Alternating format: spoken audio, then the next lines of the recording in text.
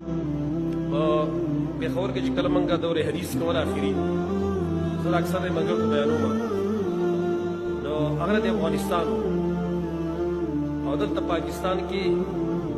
انشټیټیوټ خپل حاصله کړې وه د پېښور کې تقریبا 12 کال هغه ډکیت پاتې شوی و ډاکو غټ ډاکو ما د بې قصې کله کولې دورې حدیث کې ما سره یو ځای خوا ته یو ځای زما د هغه سره بستره وه نو هغه ما ته خپله قصه شروع کړل ما ورته ویل ته څنګه راغلې دې طرف ته دین طرف ته څنګه راغلې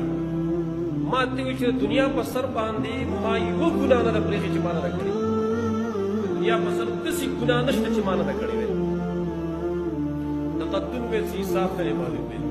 د زناګانو نعوذ بالله د شرابونو هر ګناه ما کړې ده ویل زه راغلی څنګه دین ته یم ویل بس الله رحمه رحم کړی خو یو خبره ده ویل یو خبره چې ما د دین طرف ته ولې راغلی ویل ویل کېدای شي دا وجه چې ما په دغه ډاکې به مې کولې ډاکې او داسې ټیم په ما باندې راغلی و چې پیسې دومره اخېږي که په زور باندې مې د خلکو نه بدې بدې ومې اخیستلې په یو ټیم باندې ما سره کله $2 ما سره سود $2 دا ما سره سود دی دا یو کار مې کړی چې ملګري مې ګروپونه مې ډېر زیات و خلک به راتله کوم ډاکوان باګوان چې یو ما مونځ نه دی قضا کړی ویل ما مونځ نه یې پرېښی چېرته او بل ویل دا کار کړی چې په روژه کې ما روژه چېرته نه خوړلې ویل چې نورو ډاکوانو ملګرو به راسره بلنډ هم کولې دې ته وګوره د شیخ د ځان یې مزل جوړ کړی ډاکې هم کوي څه کوي مونځونه هم کوي ویل په رمضان کې به هغې رال ښه به مې ورله تیارې مو کړو خوراک به مې ورله تیار کړل هر څه مې ورته چرګان مې ورته کېښوده په رمضان کې ما به نه خواړه ویل ما ته ویل چې ولې ما ورته چې زه روژه مې ښه عادت ته اوس وګوره شیخ دوی ته ځان یې شیخ جوړ کړی ډاکې هم کې څه کې روژې مې دي ویل ما چې دا زما ضمیر نه مني چې زه روژه ماته کړم ما ورته حدیث وایي چې نبي صلی الله علیه وسلم ته یو سړی راغی ویل یا رسول الله فلانی سړی غلا هم کوي او لمونځ هم کوي لمونځونه خو د هغې لمونځونه هم که نه نبي صلی الله علیه وسلم ورته وفرمایل زر دی چې دا لمونځ به یې ونه کوي ځکه دا د قرآن فیصله ده که ان الصلاة تنهی عن الفحشاء والمنکر لمونځ سړی د فحاشیو د منکراتو نه منع کوي خو چې صحیح لمونځ وي ما ورته مال کېدای شي دغه وجه ده عرض مې دا هغه ما ته وویل د دنیا په سر چې کومه ګناه نه ما کړې که نه زه درته قسم خورم چې ما ته خوشحالي نه مېلاو شوې زما راړه به تنګ وویل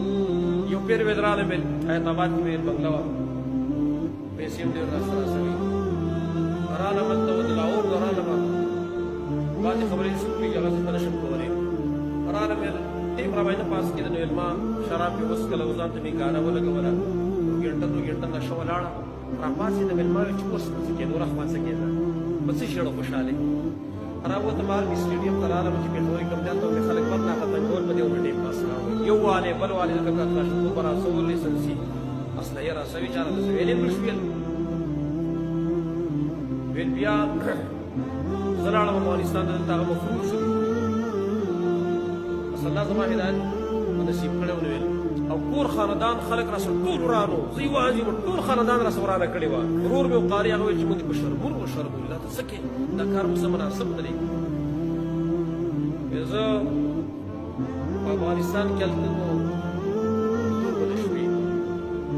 د شپې ودرو مو الله جل جلاله هدایت نصیب بس خوب مې لیده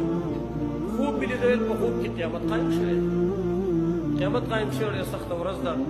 ګرمي ډېره زیاته وي ګرمي په هغه ډېره سخته ده وګوره مو دلته شوټینګ کېدلی هلته به لمر هم راښکته شوي پر بڼ به هم خلک ولاړي ډېره سخته وه خو په ناشنا حالت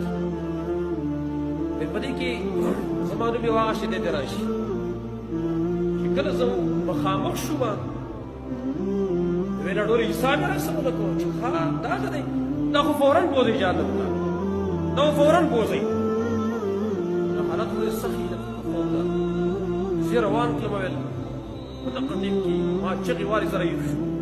چې راهیر شوم دومره سخته را باندې تېره شوې چې زما په دې کپړو کې یو ځای وچم نه ټولې نه خولې بېدلې وې دومره سخته را باندې تېره شوې وه کېناستم حوصله مې نه برابرېدله ساله مې ورور ته وویل چې زه چې ځو ما ته چېرته یې ځای وښی و چې دغه دی د دین سره لږ اشنا شم او توبه زه وباسم هغه ورو زما چې و نو د زړه د خوشحالۍ د وجې نه یې وژړل ما ته چې زما ورور توبه ایستل او ډېر عجیب کار دی راغلو زه پېښور ته راغلو هلته نو زموږ استاد محترم شیخ حمید الله حفظه الله الله دې حفاظت وکړي دغه دور تفسیر شروع د رمضان د مخکې هغه یوه مې شروع کوله نو دغه زه ډایرکټ راوستم پېښور ګنج ته چې راوستم هلته ماچی ماچی خپل راستنی ویل ما دې چې دلته کې د درس واري کړه دی ولګي د خطه ښه کړه دی ونه لګي د بس بیا بزي وزار نه کې ناستم در شروع دی تا ویل چې ګنې دې شیخ ته چا په وخت کې ویل چې داسې قسم سړی راغلی دی داسې باش شروع کړي چې بالکل زما مطالب دا هدایت الله نصیب پېښه کړه باس یې وویل زماړه بس ولګي ما چې دا دې ټیک دی دا ښځې دی ورور مې راته ویل چې دلته خو دا خو طلبا دي او دې خو د ځمکې خوبونه کوي دلته او چېرته لوبیا خوړلې چېرته دال خوړلې کمزورې خوراکي نو ته خو سې په بډانو باندې په چرګانو عادت شوې په ډوډونو باندې عادت شوې ته خو دلته ډېر نشي تېرولې خو داسې چې هوټل کې به کمره والو پیسې خو داسې هم ډېر شي دي کمره په هوټل کې والو به زه راځې وه ما ورته چې دا خبره دې هم ټیک وکړه په هوټل کې هم کمره واخیستله په 2000 روپۍ باندې هغه ټیم کې 2000 روپۍ ډېر غټ شوي 2000 روپۍ باندې کمره واخیستله ښه مزهداره شپه به لا پکې کړې ده چې درس موږ وویل ما ورور دې ویل چې زه یوه شپه کوم دلته هسې اندازه خو به ولګوم که نه دلته څه اطمینان شته که نشته دی ویل ما ویل چې بس ټیک ده ماښام تېر شو ماسخوتن تېر شو ویل ما به دا 8 ګولۍ ده 8 ګولۍ د خوب دا به ما خوړلې ویل 8 ګولۍ به ما د خوب خوړلې خوب به نه راته مخکې او په دغه شپه چې څنګه ماسخوتن منځو شو خلک طلبا وروسته پرېوتل زه چې څنګه بسترې ته ورسېدم ځان خبر شوم نه مې څه اوده ومه ګولۍ مولۍ رانه پاتې وي همداسې اوده ومه داسې ډوب خوب یې کړی چې ما چېرته په ژوند کې داسې خوب نه و کړی سهار لا راپاڅېدم زړه مې چې باغ باغ دی ما ورته ویل چې میډونه میډونه پرېږده دا خو په ژوندي دي جنت دی دا دی هغه ملګری داسې تقوا پرهیزګاري ول الله نصیب کړه زه ما سره خپل ما سره نږدې و کله کله به د ژمي موسم و سخت یخنۍ کې درېیم چت کې بره بل چت نه و درېیم چت ته به موږ بره وختو دې بار ته په 2 بجې د شپې 2 بجې د شپې په هغه یخ فرش باندې ولاړ و